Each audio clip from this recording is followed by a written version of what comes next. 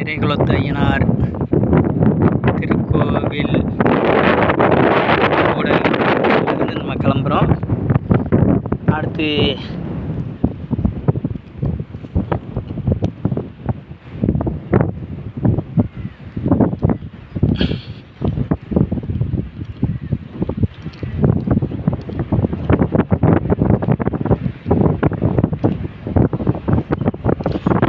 கரை மேலே ஏறியாச்சு. கரை பக்கத்தில் தான் அந்த போர்டு இருந்துச்சு.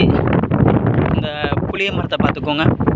அதாவது மதுபானம் அருந்திட்டு அந்த மரத்துக்கு இடையில பாட்டில் வச்சுருக்குறாங்க. இந்த மரத்தில் பார்த்துக்கோங்க பீங்காந்தூள்கள் எந்த அளவுக்கு கிடக்குதுன்னு. அடுத்து பாருங்கள், இதுதான் 1வது மரம் நம்ம இப்போ இருக்குது. இதுதான் வருஷம் ஆரம்பிச்சது. அதனால் அந்த 1வது மரத்தில் எவ்வளோ தூள்கள் உடஞ்சி பிறக்கி வச்சுருக்கோம் பாருங்க. இப்போ 2வது மரத்து பக்கத்தில் போகிறோம். ஒவ்வொரு வருஷமும் ஒவ்வொரு மரத்துக்கு அடியில் பிறக்கி போடுவேன். இது 3வது மரம். இது 4வது மரம். இது 5வது மரம்.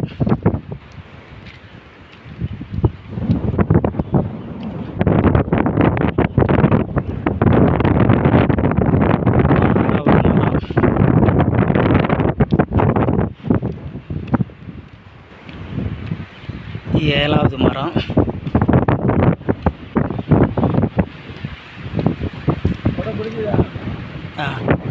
8வது மரம். 8வது மரம்.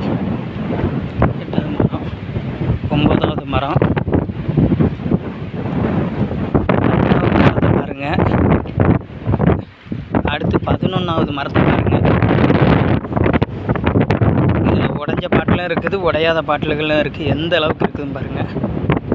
இப்போ ஊரை பொறுத்தளவுக்கு ஆடு மாடுகளும் அதிகம்தான். இப்போ மான்கள் வரத்து, பன்னிகள் வரத்தும் அதிகம்தான். இவ்வளோ இது கிடக்குது.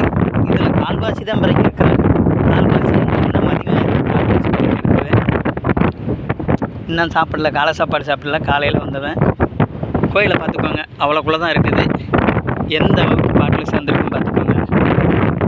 இதில் ஆடு மாடுகள் சின்ன குழந்தைகளும் இறங்கத்தான் செய்யும். நம்ம பாட்டில் அங்கங்கே வீசுறதுனால எப்படி இதாகுதுன்னு பார்த்துக்கோங்க. சின்ன பிள்ளைங்க என்ன பாவம் தண்ணியில் இறங்கும் போது காலில் எப்படி இருக்குன்னு நிறைகுலத்து ஐயனார் கோவில் உங்கோரம்.